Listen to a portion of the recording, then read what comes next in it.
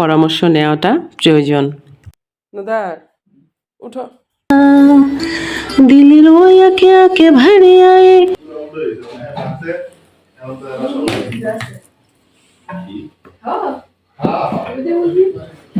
মানুষের কাজ হলো আল্লাহ তাআলার ইবাদত করা। এই কাজ না করে শুধু বড় বড় আশা করা এবং আকাশ কুসুম চিন্তা করা বড় রকম ফিতনা। আসসালামু আলাইকুম মাই ইউটিউব ফ্যামিলি, কেমন আছেন সবাই? আই হোপ সবাই ভালো আছেন। আলহামদুলিল্লাহ আমরাও ভালো আছি। আয়শা ব্লগসে সবাইকে স্বাগত। দূরেও কাছে যে যেখান থেকে দেখছেন প্রত্যেককে জানাচ্ছি আন্তরিক শুভেচ্ছা ও অভিনন্দন। নতুন একটি ভিডিও নিয়ে আসলাম আপনাদের মাঝে। যদি ভালো লাগে চলুন কিছুটা পথ আমার সাথে। আমার জন্য প্লিজ সবাই দোয়া করবেন। এত ঠান্ডা জ্বর চলে এসেছে কি বলবো, এগুলো অবশ্য চলে আসবে কি আমার কাছ থেকে যায় না কখনো। অনেকেই বলে ঠান্ডা লেগেছে আর আমি বলি সেরেছে কখনো। যাই হোক, নতুন একটা ভিডিও সুন্দর করার চেষ্টা, কিন্তু আপনারা তো তেমন একটা দেখেন না, কি করব, খুবই কষ্ট বুকের ভেতরে। যারা এই মুহূর্তে দেখছেন আর যদি ভালো লাগে প্লিজ একটি লাইক দিয়ে ভিডিওটি কন্টিনিউ করবেন। আর যারা অলরেডি এই কাজটি করেছেন তাদের অসংখ্য ধন্যবাদ, মন থেকে অন্তর থেকে দোয়া ও ভালোবাসা। ভিডিও কোয়ালিটি ভালো করার চেষ্টা তো করছি প্রতিনিয়ত, কিন্তু স্বাস্থ্যের জন্যও পারছি না আর কাজের প্রেশারও আসলে পারছি না। একটা ফ্রেশ টাইম যদি হয় ভাবনা চিন্তার, তাহলে আরও 10টা হয় আনফ্রেশ টাইম। কি করব কুলোতে পারি না। তো আজকে যেহেতু ফার্নিচারটি মশা দিয়ে শুরু করলাম, আসলে প্রতিদিন তো ফার্নিচার ধুলো টুলো জমে যায়, সেটা ক্লিন করতে হয়। আমরা সবাই কম বেশি এইসব কাজ সবাই করে থাকি, তাই কার ভিডিওতে কি দেখব, সবার ভিডিওতে প্রায় এইসবই। আর আমরা যেহেতু গৃহিণী, এইসব থাকাই আসলে স্বাভাবিক। তবে পজিটিভিটি আসে এসব দেখলে আমার ধারণা। অনেকেই কাজ করতে করতে ক্লান্ত বোধ করেন, বা অনেকের ইচ্ছে করে না যে থাক কাজটা করব না, পরে এক সময় করবক্ষণ। কিন্তু কারো কাজ দেখলে মনে ভীষণ ইচ্ছা জাগে যে উনি এই কাজটি করতেছে, আমার ঘরেও তো নোংরা আছে, আমি একটু ক্লিন করে রাখি।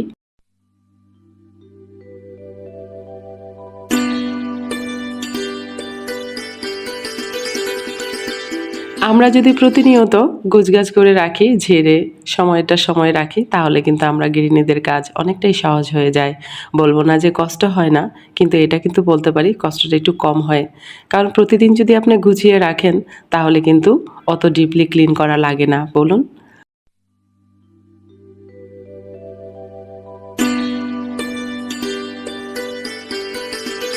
এখন আমার যে কষ্টটা হচ্ছে তা আসলে কাউকে বলে বোঝানো যাবে না।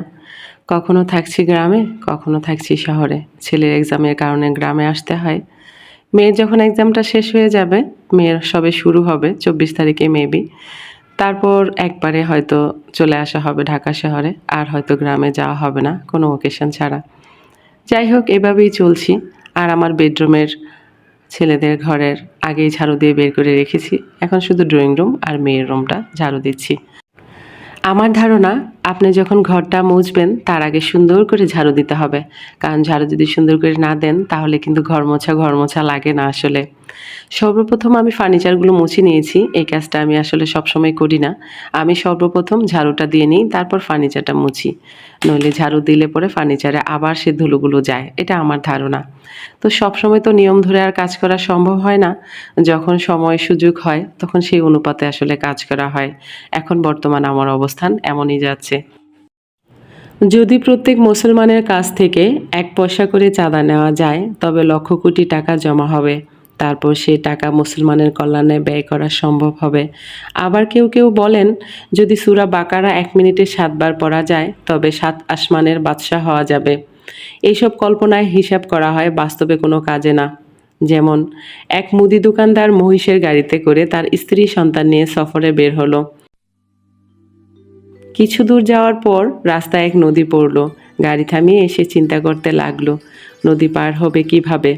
অবশেষে ভাবলো নদীর পানি মেপে দেখি। পানি মেপে দেখলো কোথাও গিরা পানি, কোথাও হাঁটু পানি, কোথাও কোমর পানি, কোথাও বুক পানি, আবার কোথাও গলা পানি, এবং কোথাও বা মাথার উপরে পানি। এবার সে ভাবলো এ মাপটির একটি গড় হিসাব করে বের করে দেখি তো কেমন হয়।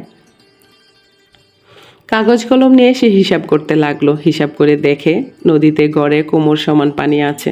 সে খুশি হয়ে নদীতে গাড়ি নামিয়ে দিল, কারণ কোমর পানিতে গাড়ি ডুববে না। কিন্তু গাড়ি যেই নদীর মাঝখানে যাওয়ার পর গাড়িতে পানি তলিয়ে গেল পানি ঢুকার কারণে। অনেক কষ্টে সে সাঁতরিয়ে যখন কুলে উঠল তখন সে দেখে স্ত্রী সন্তান লাশ মরে ভেসে উঠেছে।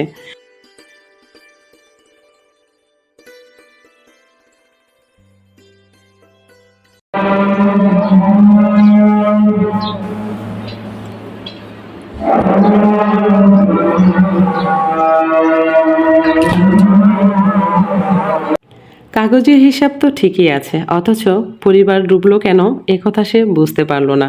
তাই কাগজের হিসাবই যথেষ্ট নয়, বুদ্ধির প্রয়োজন আছে। আর সেজন্যে জ্ঞানী আলেমদের পরামর্শ নেওয়াটা প্রয়োজন।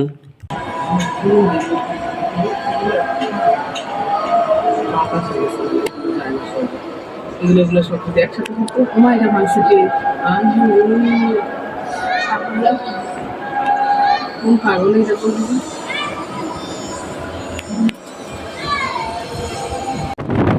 সময় হয়ে এলো গ্রামে পাড়ি দেওয়ার। সমস্ত কাজ সারাদিনে শেষ করলাম।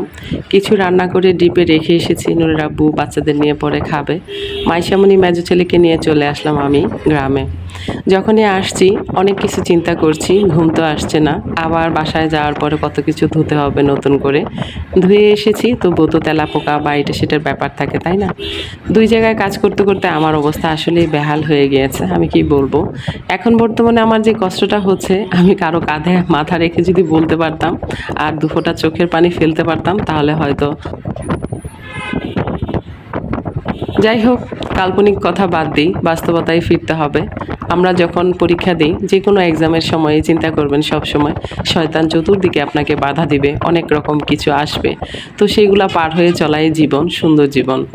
আর এটা যদি আপনি পার হতে পারেন তাহলে সুন্দর একটা ভবিষ্যৎ আপনার কাছে সামনে থাকবে। তো এখন হয়তো কষ্ট করছি, আর পরে ঠিক হয়ে যাবে। যখন ফল পাবো তখন হয়তো অনেক আনন্দ পাবো। এই তো দেখুন জ্যামে বসে আছি। ঢাকা থেকে ফেরার পথে এরকম 1 ঘন্টা 2 ঘন্টা বসে অনায়াসেই থাকি, অনেক বিরক্ত লাগে।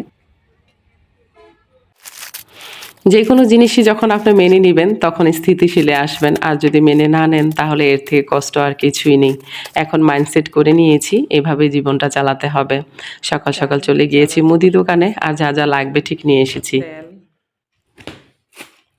পোলার চাউল, কেক, চা পাতা, গুঁড়া দুধ, ব্রেড, টোস্ট, মুড়ি আর 2টা চিপস নুদার আর মাইশামনির জন্য। বাচ্চাদের ডাকি, ডেকে নাস্তাটা দিই। 1500 টাকা নিয়ে গিয়েছিলাম আর ফেরত আসছে 100 টাকা। মাশাল্লাহ।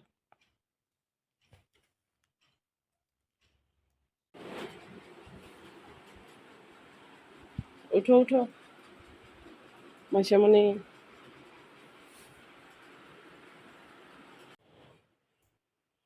নুদার, নুদার, উঠো।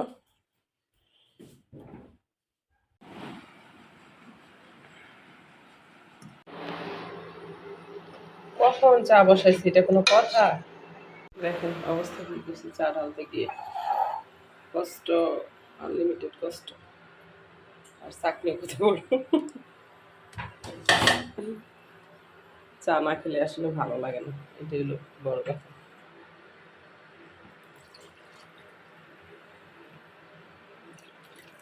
বাহ, কত পড়া পড়তেছে রে।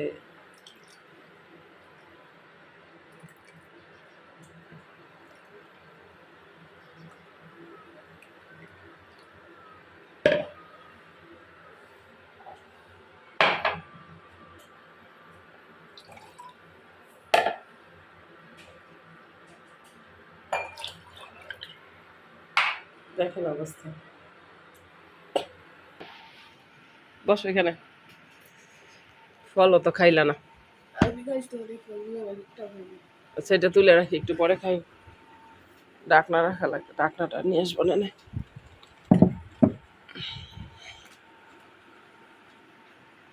চা করতে যাই কি এলাহি कांड করলাম, ফালায় টালায়।